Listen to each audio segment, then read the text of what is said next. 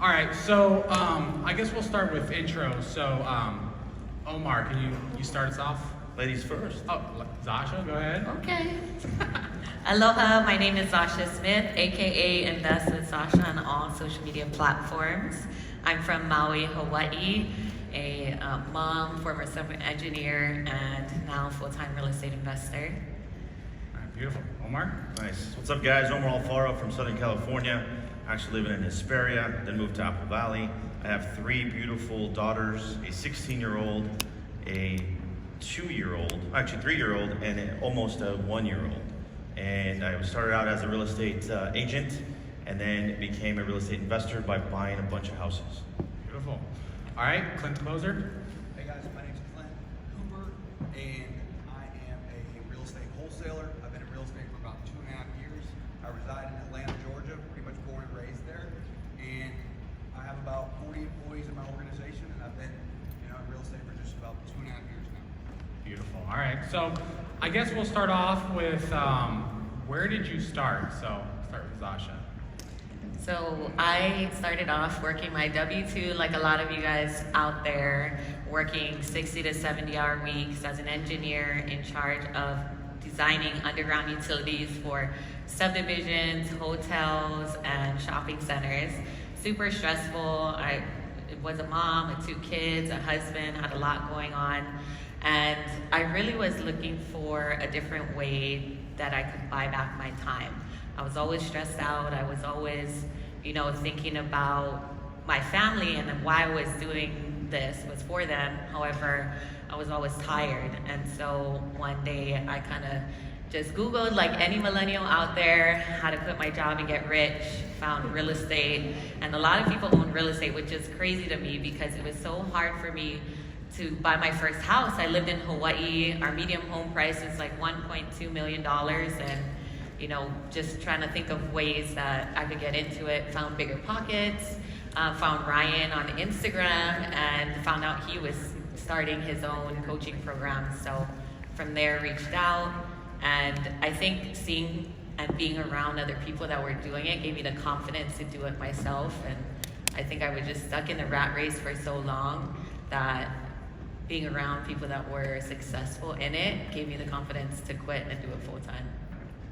All right, so Clint, how did you start in real estate? So I sold previous. Can't wait. You gotta turn on. Technical difficulties. Can you hear me now? Yep. All right. So I got started in real estate. I exited a previous business and didn't know what I was going to do. Had no clue. It was a bad business partnership that went wrong, and exited. Right. And I was working a lot.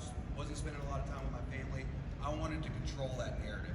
So I read a quote, 90% of millionaires are made through real estate, and I took action. So I sold my house, downgraded my life big time, got rid of a lot of bad debt that I had, and had to figure out what I was gonna do. And I sold my house and made like $75,000 just selling my house, my house that I owned. And when I did that, the light bulb went off for me. So I started scouring, YouTube, looking for people who I could learn from. And, I came across Ryan, doing TikTok dances back in the day. No, seriously, I found Ryan, I think, when he had about 7,000 followers on Instagram. So a long time ago. And, he's built something so massive. This community's grown so much. And I joined his coaching program right off the bat, didn't even ask questions. I was like, I'm in, let's do it. Started taking action, and within my first 3 months, bought my first deal, and I actually reviewed that first deal with Brian right there. Yeah. And since then, I've been able to do 2.5 years later, over 300 transactions, and closing about 25 deals a month.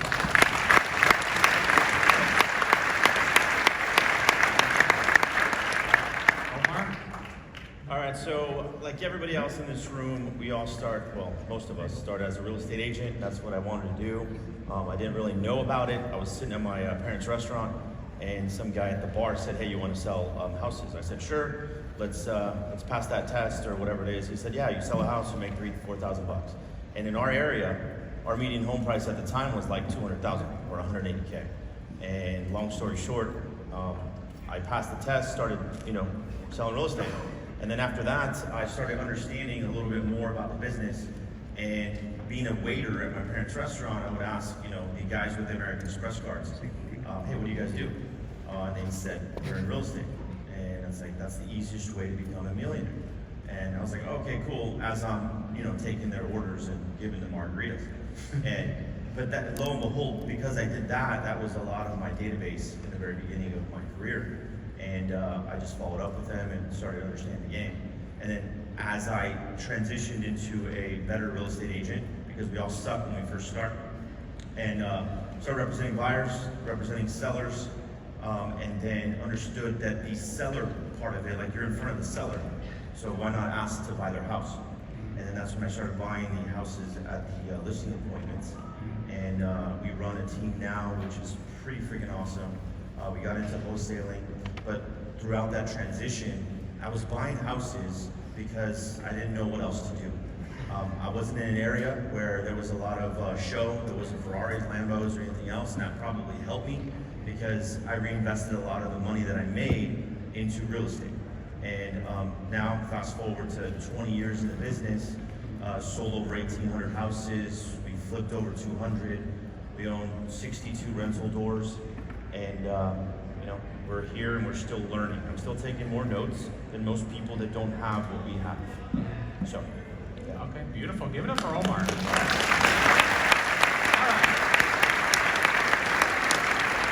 All right, so now we're gonna get into the good stuff. So, Clint, what does your business look like today as far as 2023? What kind of revenue are you hitting? What does your business look like? Like, what does your day-to-day look like? Yeah, so I'm the CEO of a company called Padley. We're based out of Atlanta, Georgia, and we're in two markets. We're in Mobile, Alabama, and Atlanta, Georgia. And I have about 40 employees right now, about 20 overseas and 20 in the United States. And we're a wholesale company. So we, contract a house under contract with a seller, and we assign it to an end buyer. And revenue, last month we did 24 deals at $840,000 gross revenue. Hold on, make it better. And one of the big important things about this, we netted over 400 grand on that 800 grand. A lot of people talk about revenue, but it's really not about revenue. It's what you take home at the end of the day. So revenue is not the number you want to look at. You want to look at the net profit at the end of the day. Beautiful. Give it for everyone that's serious about real estate in here, how many of you want to make $800,000 a month? Raise your hand. There you go. All right. So before we get to Zasha, what does it take to make $800,000 a month in revenue? A lot of battle scars, right? I was talking to Brian before we came out here, and the reason why I've been able to get where I'm at is because of two things. I've been willing to fail as fast as humanly possible at literally every part of the business, and I've attracted and recruited great people. That's the reason where I'm at. It's not because I'm insanely good at real estate or insanely good at wholesaling. It's because I've been able to recruit really good people inside of my organization, and we've been willing to fail as fast as humanly possible at all of these things to get where we're at. Beautiful. And so I've literally seen Clint the Closer go from joining Wealthy Investor, getting on my accountability calls, not knowing how to run comps, like literally knew nothing about real estate. He started off like a baby. And I remember our first call, you were like, dude, what do I need to do to be successful? I was like, all right, you need to start reaching out to agents and doing these things to get lead flow. And then you're like, all right, what else? I'm like, okay, bro, just do that first and then come back and then we'll get to the next step. And he immediately listened. He didn't question. He went out and took action. The following week, he's like, man, I got this deal over here. What do you think about it? We ran it, and I was like, dude, that looks like it worked. And then week over week, he kept doing the same exact thing. He would show up to the calls, he would listen, and he would take action. That's what it takes. All of us up here are, because of God and hard work and being around the right people, are multimillionaires because we do those three things. We listen, we take action, and we do it consistently, right? We don't make excuses on the market, I don't have time, I don't have the resources, I don't know the right people. Because right now, you're in a room with the right people, right? Everyone in this room is very serious about becoming a multi-millionaire real estate investor, for the most part, right? So, I want to give Clint, a huge shout out, because literally, I watched him from the bottom all the way to the top. I'd like to add something to that. In real estate, there's a lot of distractions. There's a lot of different avenues to make money. You could be, a lender. You could have a title company. You could be a house flipper. You could be a wholesaler. You could have rentals. Now, there's times for it all, right? But at the first time, you've got to put your head down and focus on one of those things and master it. I didn't start buying rentals until a year and a half in the business, where I'd already done over 100 deals because I was focused on figuring out wholesale. So there's a lot of distractions within real estate. Don't get shiny object syndrome. Pick one and focus on it. Put your head down and don't look up until you build something. Beautiful. All right. So now I'm gonna get to my partner in crime, Zasha. So Zasha, same thing. I remember we kind of started at Future Flipper Wealthy Investor around the same time. Again, started from being an engineer. So engineers are usually very analytical. They usually question everything. They don't take action. Eventually they will, but I remember talking to Zasha, and she's in an expensive market in Maui. The average purchase price is over $1 million, right? Yeah. And she's been able to absolutely crush it. So I guess really quickly, can you tell us what your cash flow looks like, what your business looks like, and what's your investment strategy right now? So right now I have 17 rentals on my own. I just this past year partnered on an RV park, 45 pad site, an office building, 15 units, and started getting into syndication. So I'm a co-GP in 400 to 200 unit apartment deals. And my cash flow right now is probably averaging about $20,000 net. So I think it's about 32 gross. And like Clint mentioned, make sure when you're hearing these numbers to double check it's what you take home and what after all the expenses. What is the question? And I guess what's your strategy? Because I know you own 500 units now, which is crazy. Part owner. Part owner, but you still own. You said part. Yeah, you said part. You got the RV parks. You're flipping houses. You're doing almost everything. Talk to me about how are you finding all these deals? So for me, the most important thing I did was invest in relationships, and especially in mentorships, going to events like this and conferences, making sure that I make connections with people and see where they're at, how I can add value. So I have focused on capital raising. That's my strength, making connections with other people who want to lend on deals or other people that have capital that they need to deploy, and adding that value to those people that way. Beautiful. And I guess could you tell us really quickly, I know the last event, because they still show up to the events even though they're extremely successful. They didn't even know that they were speaking. I had to Zasha did, but Clint the Closer didn't know Mark did either. Talk to me about the power of networking from the last event. What did you get out of that? So the last one, I'm gonna pivot because it was very special for me. My whole goal in this is to buy back my time freedom, but then also teach others how to build wealth as well. And so I brought my daughter. She just turned 16. Yay. When they talk about generational wealth, that's more important than just handing handing down these properties and giving my family wealth. I want to show them how they can take it on and do it themselves. So she came, and now she was interested in kind of starting off in wholesaling. And I know there's a lot of younger people in here as well. Like, you guys are so far ahead and where we wish we were when we were your age. So just take that in stride. That was probably the biggest takeaway. But also just connecting with other people, seeing, like, I have lent to Clint before. I've, done different partnerships with other active investors in this space, because I'm all about diversifying. And when he talks about shiny object syndrome, a lot of people think that I have that because I'm an RV parks, office building, fix and flips, short term, long term. But the number one thing I focus on is the capital part. So you can be a part of all these different strategies and asset classes, but make sure that you are focused and adding value in one particular way. Beautiful. Beautiful.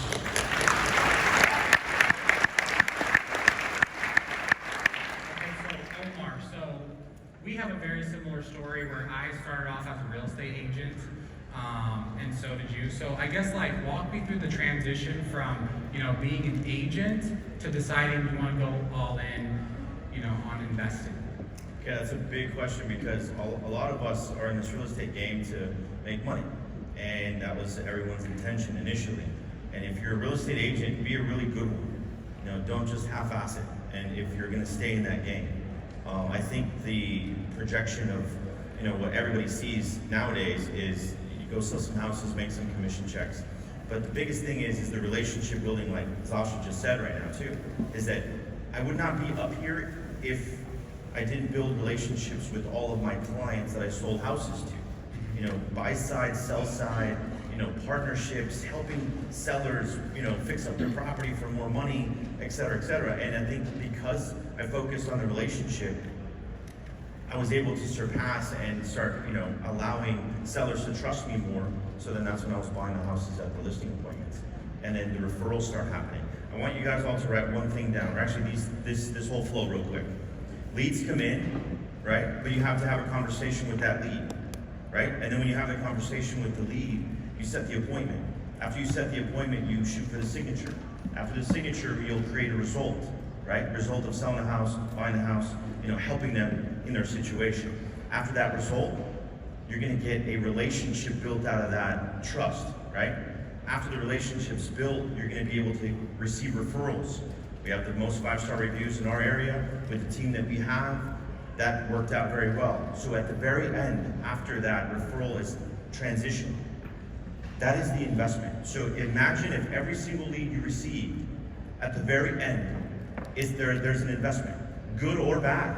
It's up to you because of that progress that you're gonna take that lead through. So that's one thing that I've created in the very beginning, is that I wanted to get the most out of every single lead, and it's helped me, whether it's buying the house, whether it's listing the property, whether it's feeding the team, and that's something I want you guys all to write down. Hopefully you guys did, because it will change your game, for sure. Got it. And then last thing I want to leave you guys with before we wrap up is, I remember in 2015, 2016, I came to a real estate investing event just like you guys. And I remember I was sitting in the crowd and I was watching the people on stage, and I was like, man, I don't know how they do it. I don't know if I'm, different. Maybe I'm not smart enough. Maybe I don't work hard enough. Maybe I just don't know the right list to pull. I just don't know something. Maybe these people are different. And now, sitting up here, I'm sure they would all agree, if we can do it, I believe all of you guys can do it.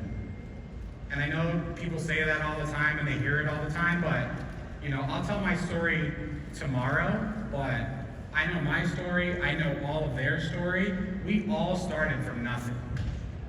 No handouts, no special diplomas, no special information. We just surrounded ourselves with the right people. We showed up to these events and we listened, and then we went and took action, and we just worked our asses off. So, hopefully you guys were inspired, and let's give you guys a round of applause. Real quick, sorry guys, I have to get this out. You guys are all sitting in a room where there's a lot of people that make a lot of money. But this is the thing. If you don't take action, like Brian says, you won't have the opportunities that come when you take the action. I was in this room 3 years ago, and because of one conversation with Brian, it saved me now to date $1 million in taxes I did not pay. In taxes I did not pay because I was in a room like you guys. But I took action, and that's something you guys need to do. I want to add something as well. When you guys come to these masterminds, there's a lot of information, right? You're learning a ton of new things. The way to go and execute is pick the 3 things that are going to move the needle the most for your business and go execute with excellence.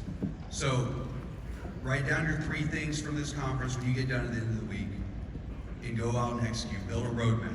You know, every quarter my company gets together and we each, as directors in our business, come up with 3 rocks for the quarter that is going to move us to our ultimate goal. And we are going to execute those with excellence. So that's my advice for you guys. Pick 3 things and go all in on those things for the quarter. All right.